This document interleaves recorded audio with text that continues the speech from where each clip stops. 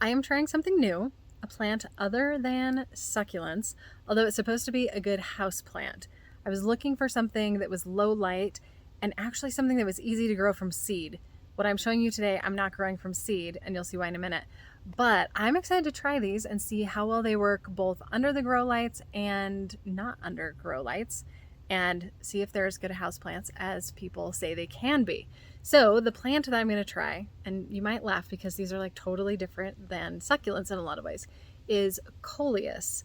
And I'm going to show you some that I got at a local nursery that I'm going to repot today.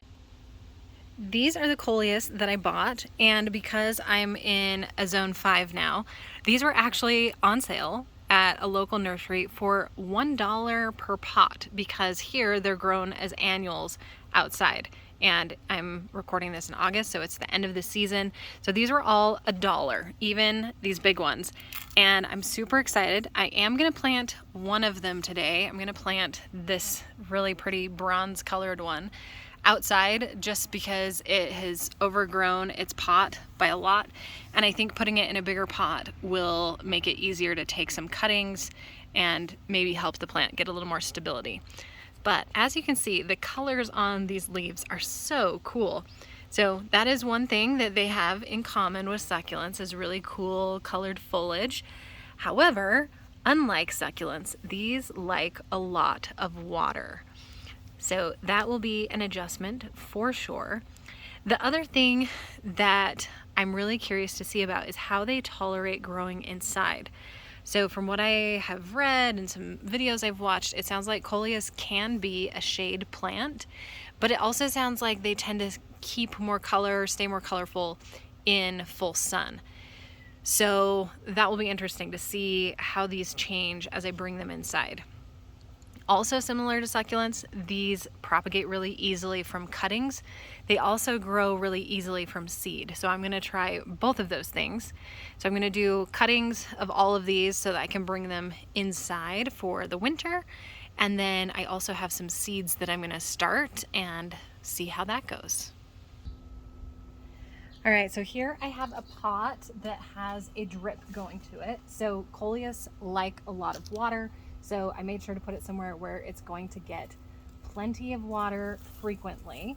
And what I'm gonna do is I'm gonna dig a big hole in the center. So the recommendation is that you dig a hole a little bit bigger than the root ball, put the Coleus inside, cover it, and then water it immediately.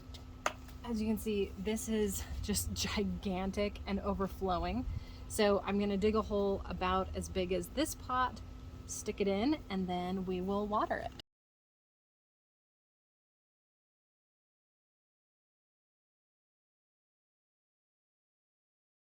Now, since Coleus likes a lot of water, I'm not too worried about what the soil is like. This had some nasturtiums and some zinnias in it earlier in the year. They started to look kind of bad, so we pulled them out. And we're gonna put this in until it gets too cold. Holy smokes. I don't know if you can't really see that very well. This is like towering over the pot. I'll show you that in a minute. But I'm gonna go ahead and just press it in a little bit more. Gonna mound up the soil around it. And I can already tell this is way more supported than it was in that tiny pot. I can tell it's gonna do a lot better right here. All right, so now it's all potted. I do need to water it, but let me show you height-wise how this looks. So these are some hydrangeas next to it, and it is so big in that tiny little pot. Little pot, big pot. And I love this color. This color is perfect for fall too. Just a nice kind of bronzy orange, and I love the lime green right around the edge.